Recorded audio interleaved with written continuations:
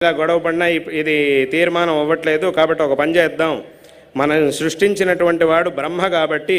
ఆ బ్రహ్మ దగ్గరికి మనం వెళ్దాం,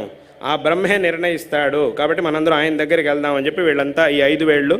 బ్రహ్మ దగ్గరికి వెళ్ళి అడిగాయి, మీరే కదా మమ్మల్ని సృష్టించింది, మా 5గురిలో ఎవరు ముఖ్యం, ఎవరు గొప్పవాళ్ళు అనే దాని గురించి చెప్పండి అని చెప్పి అడిగారు. అప్పుడు ఆలోచించాడు, ఈ 5గురిలో ఎవరి పరంగా తీర్పిచ్చినా